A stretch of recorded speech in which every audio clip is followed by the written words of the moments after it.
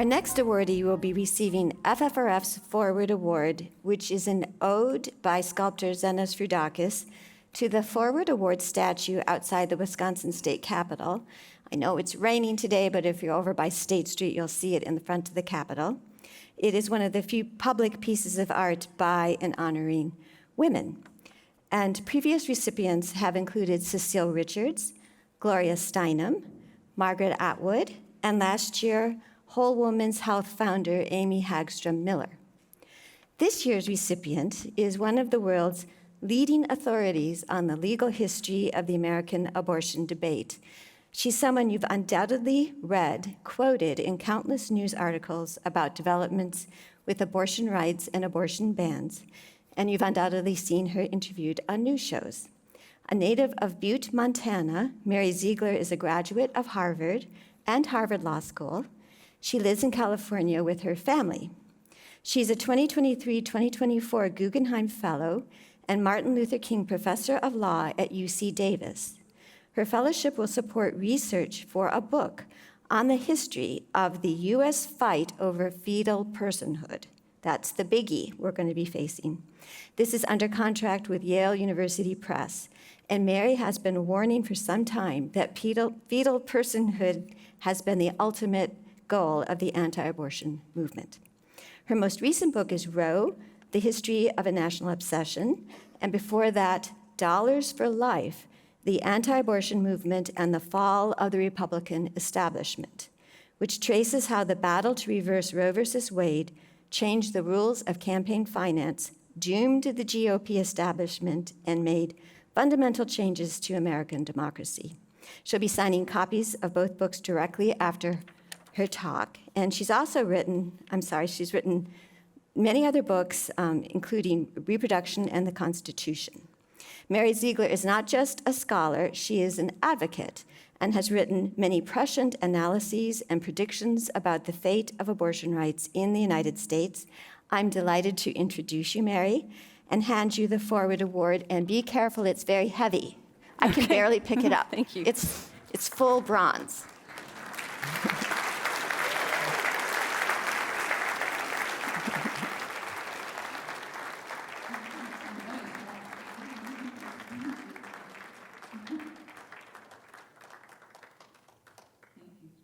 Oof, that is heavy.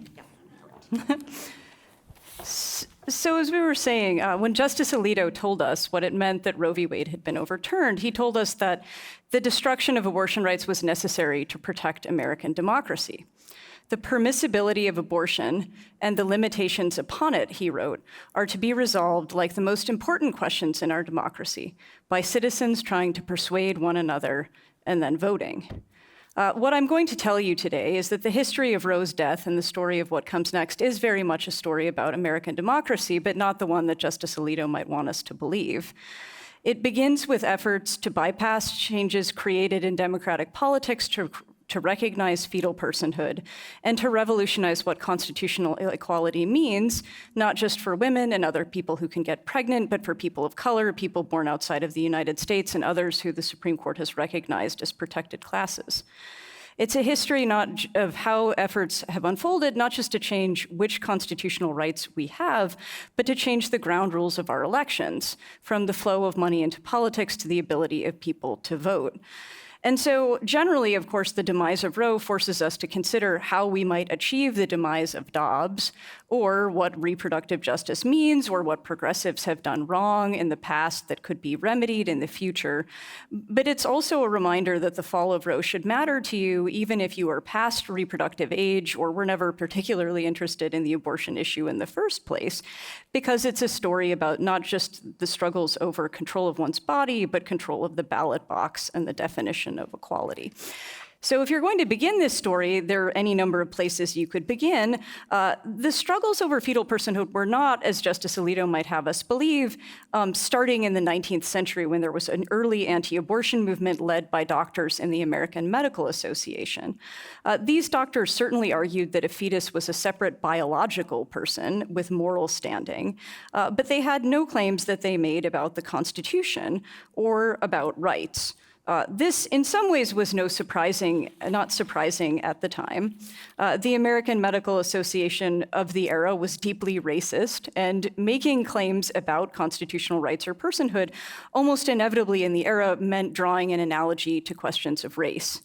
It was in this era that prominent abolitionists, from Frederick Douglass to Abraham Lincoln, argued that the Supreme Court got it wrong in Dred Scott versus Sanford when it held that a man of African descent could not be a citizen and therefore had no standing in court.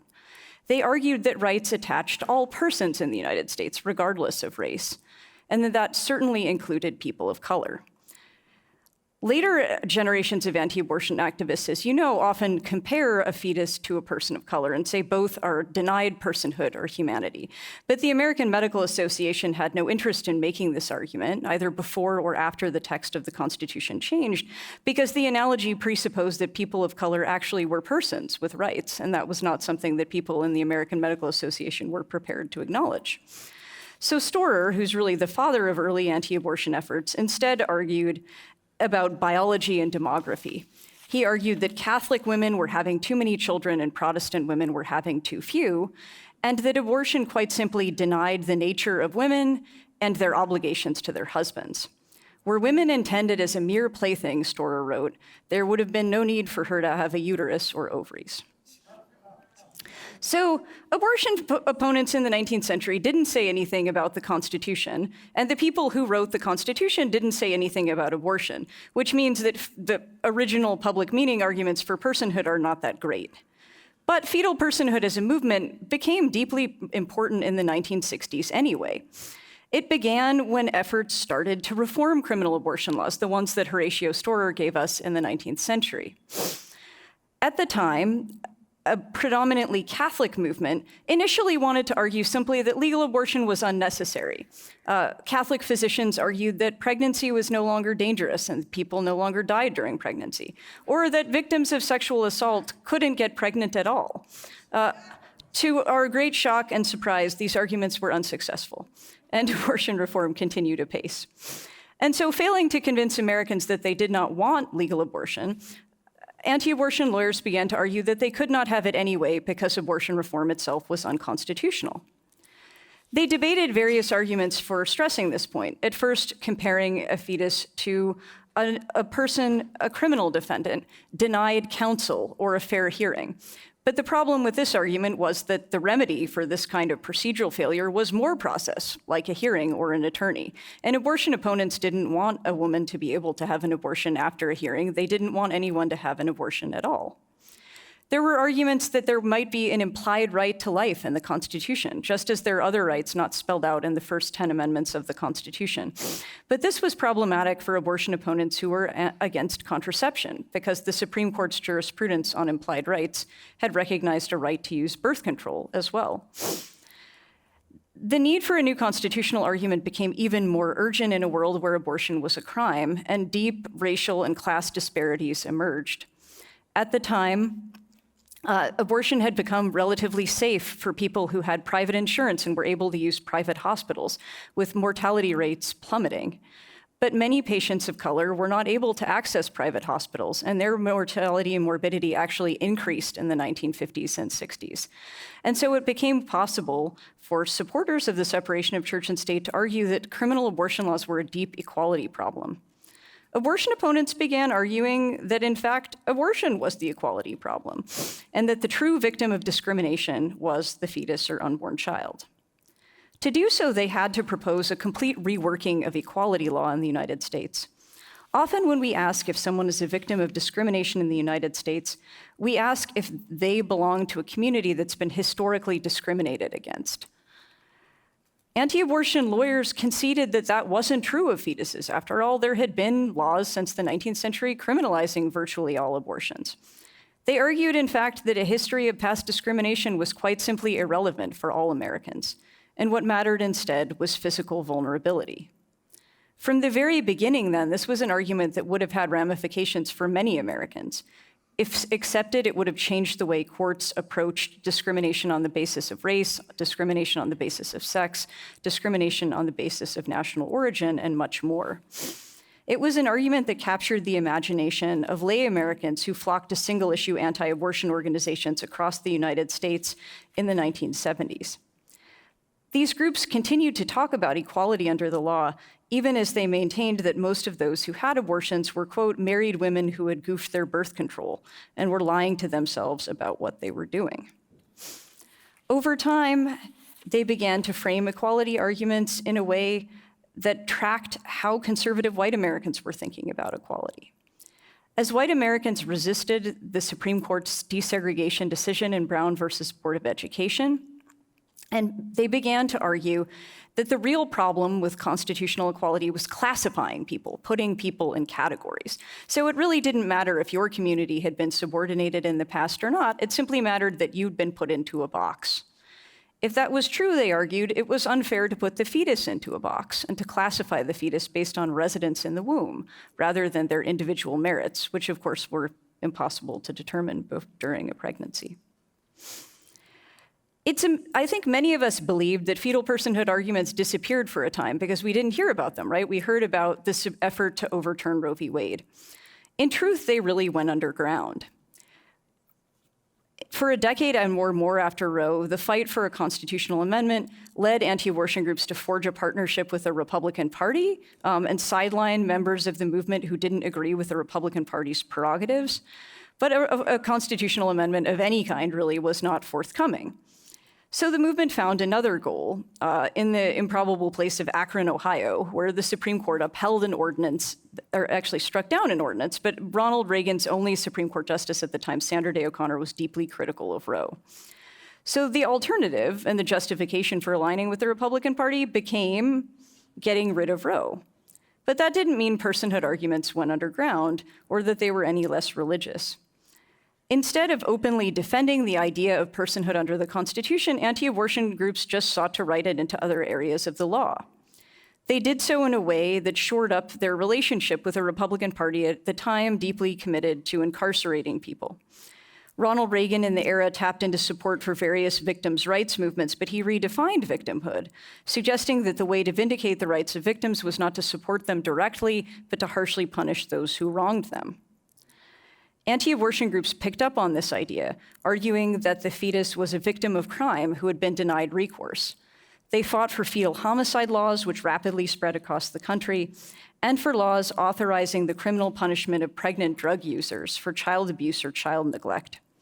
Research of the era found that Black women were 10 times more likely to be reported to the authorities for drug use during pregnancy, and even when they were acquitted, which was often the case, denied custody of their children or forced to defend their parental rights in court, and sometimes had them seeing them terminated. All of this, anti-abortion groups argued, was a stepping stone to recognizing the personhood of the fetus as a matter of faith and a matter of constitutional law. There's a class of people that isn't getting any protection, explained one anti-abortion attorney in 1990, and it's the unborn. At the same time, anti-abortion lawyers began to promote a vision of constitutional interpretation that would make it much easier to weave religious claims back into the law. And in doing so, they borrowed from conservative Christian litigators who were fighting against the legalization of same-sex intimacy. At the time, on occasion, when the Supreme Court was figuring out whether someone had a right to do something that wasn't spelled out in the text or Constitution, they would look to what they called history and tradition. But the justices recognized that history and tradition changed, that our traditions in 2023 are not the traditions we held in 1883 or 1903. Conservative Christian attorneys weren't happy with this and wanted to argue that traditions couldn't change because they were, in fact, rooted in Christianity, which itself didn't change. They didn't make this argument directly, believing correctly that at the time it would have gone down in flames, but they argued that history and tradition still should be understood as fixed in time at the moment the Constitution was written. And so it was, they argued in the 80s, that, quote, the right to homosexual sodomy, unquote, could not be protected because historically and traditionally, quote, Western Christian society has considered the practice of sodomy as within the proper scope of government regulation. Anti-abortion groups recognized this could be a way for them to get their own constitutional goals achieved. They could argue that historically and traditionally, our nation had not recognized a right to abortion, and had maybe even permitted or even required the punishment of people who who wronged the fetus. So this path to fetal rights seems smooth, and many expected that the way to get rid of Roe was simply to get Republicans elected who would vote to nominate and confirm Supreme Court justices. But that turned out not to be true. In 1992, as many of you remember, a Supreme Court chock full of Republicans voted to preserve what it called the essential holding of Roe, namely that there was a right to choose abortion before viability. Casey sent the anti-abortion movement back to the drawing board. And what the movement concluded, in effect, was that it needed more power within the Republican Party to ensure that the right kind of justices were picked. And the path to that kind of power, of course, involved money and voting. It was then that anti-abortion groups looked to the example of Pat Buchanan, who some of you may remember. Pat Buchanan was the Donald Trump of the era. To a certain audience, he was good TV. He would literally wave a pitchfork and call his opponent, primary opponent, Bob Dole, a funeral director, which was not entirely inaccurate. He also went over well with deeply conservative Republican primary voters until the then Republican establishment realized that Buchanan was a toxic figure who may well lose a general election. And they literally buried Buchanan in a tidal wave of money. Bob Dole's campaign, his vice chair of his campaign, was one of the Koch brothers, and he had donors from, everybody from Philip Morris to Nabisco Cookies to Gallo Winery. So anti-abortion groups realized they needed to compete with that tide of money to get someone like Pat Buchanan over the hump. So they joined a fight against campaign finance.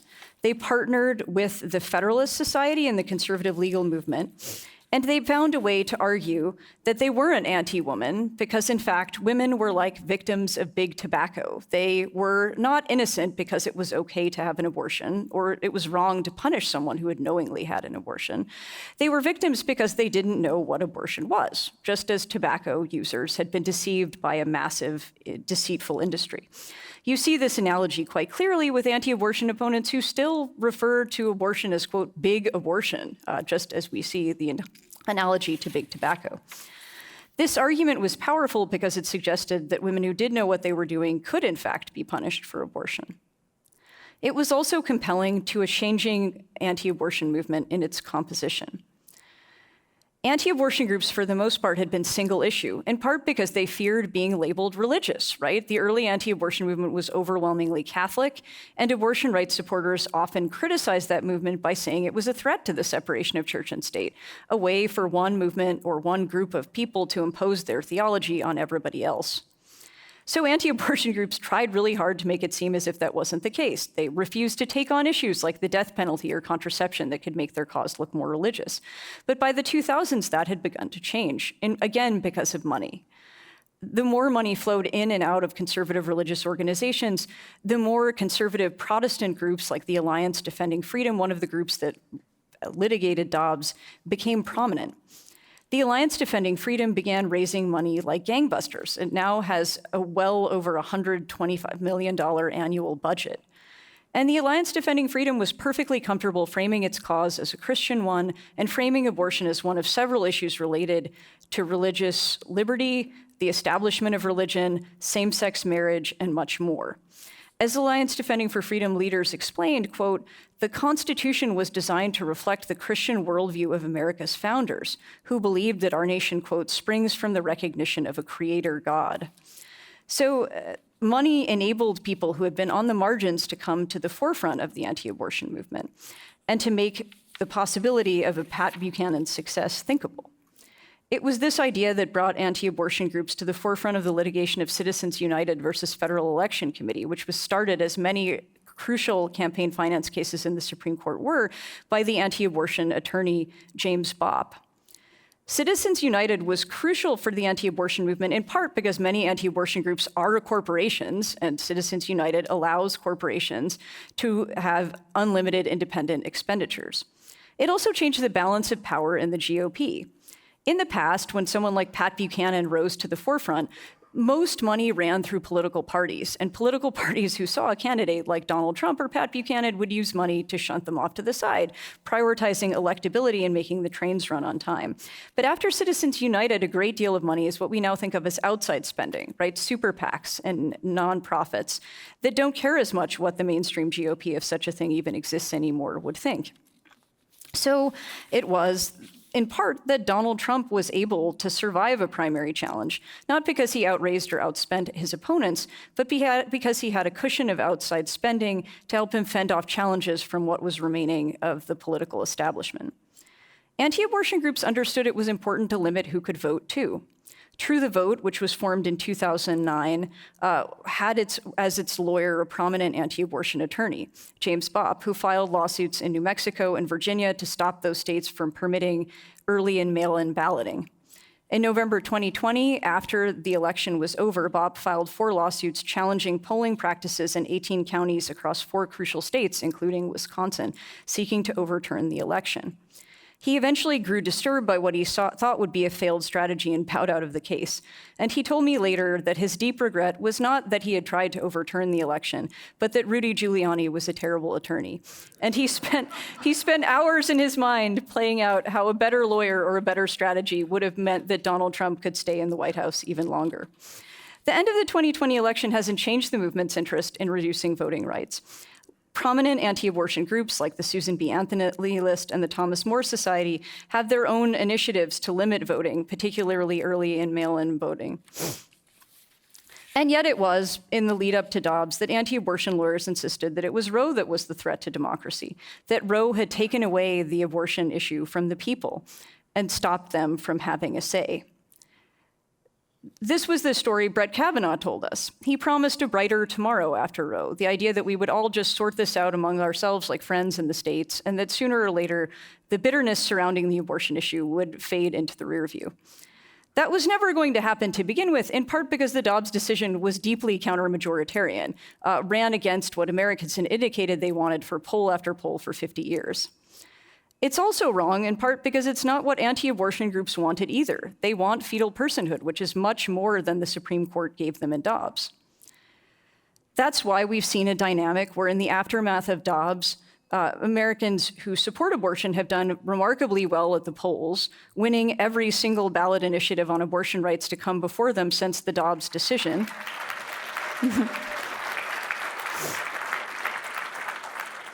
And it's also why, ironically, we've seen anti-abortion groups turn time and time again to the courts. As we speak now, the Supreme Court is deciding whether to hear a case, an unprecedented case, arguing that the Food and Drug Administration never had the authority to approve a drug that it signed off on 25 years ago, and which would open the door, of course, to challenges to any number of drugs any of us take in our lives. It's why we've seen anti-abortion groups trying to resurrect the Comstock Act, a 19th century anti-vice law that I taught as part of my legal history courses as a symbol of a bygone era, as in fact a de facto ban on all abortions. The Comstock Act's language suggests that you can't mail any item intended or adapted for abortion or any other indecent use.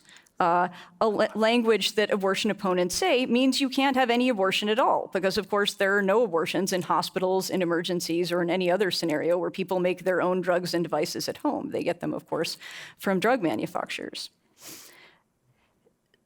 It is the case that we're seeing this, in part because abortion opponents recognize that fetal personhood is not going to be achievable through popular politics.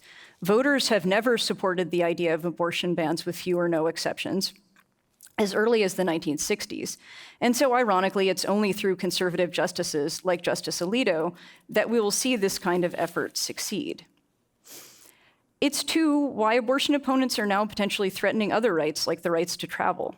We've seen laws like Idaho's, which bans abortion trafficking, making it possible to criminally prosecute doctors for performing abortions that are legal in their own jurisdictions, so long as someone that they're helping is from a state where abortion is not.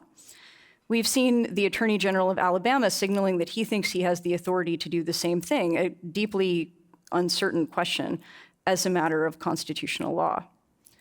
We've seen abortion opponents use the argument that all rights that we have now, including even the freedom of speech, should be filtered through this lens of history and tradition, such that speech that our forefathers might not have recognized as legitimate in 1789 or 1868 would no longer enjoy protection, whether that's political speech, the speech of atheists, the speech of drag queens, or much more.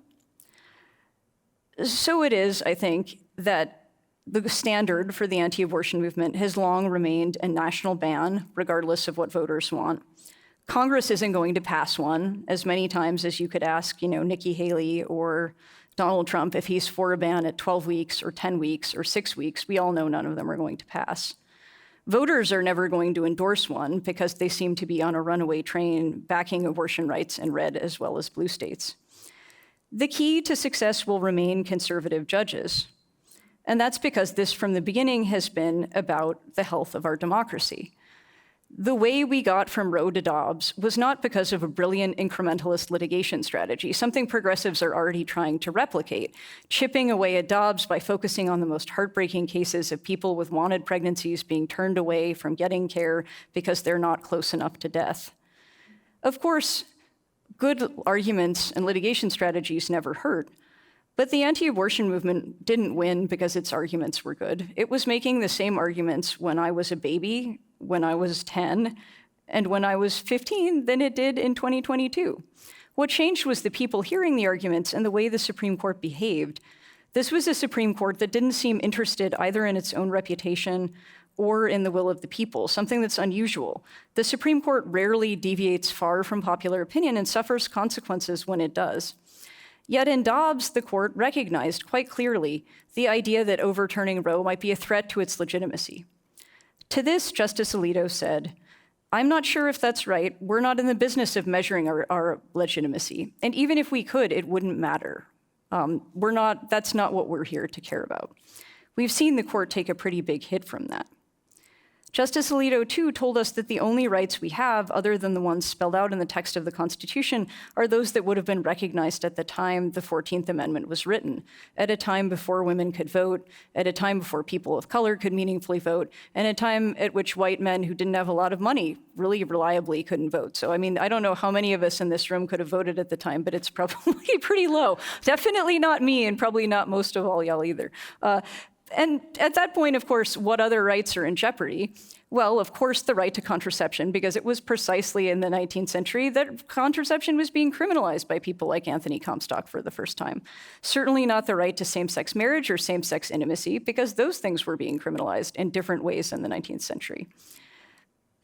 Potentially, Dobbs means something different for equality, too. This is what conservatives are arguing now in cases involving transgender youth and drag. They're arguing, in effect, that Dobbs means you can discriminate against someone based on their ability to get pregnant, and that that's not sex discrimination. So pregnancy discrimination is okay, discrimination based on your ability, access to abortion is okay, discrimination based on any kind of healthcare that only one kind of sex could get, potentially, is okay. So we're seeing Dobbs resurface in cases about gender-affirming care and drag, too. All of this means, I think, that the anti-abortion movement has much broader ambitions for the court. Do I think the court is going to recognize fetal personhood soon? No, I don't, right? The court has turned down a fetal personhood case once recently, and Brett Kavanaugh, in his way, suggested, as he put it, that the Constitution is scrupulously neutral, neither pro-life nor pro-choice. But I, from experience, know that nothing is forever with Brett Kavanaugh, and that is a promise with an expiration date. What we've realized instead then, and we're seeing much more forcefully now, is that the struggle over abortion has always been about much more than Roe, and indeed about much more than abortion.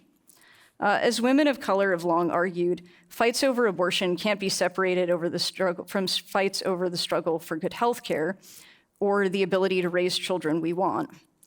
What's become clear from history is that struggles over abortion can't be divorced from the struggle to have elections dictated by voters rather than money, or the struggle to guarantee that people who want to vote have the ability to do so. So what comes after Dobbs will change how we understand our bodies and to whom they belong, but it'll remake the body politic too. It's why we're seeing efforts to change the language of ballot initiatives or to take ballot initiatives away from voters altogether.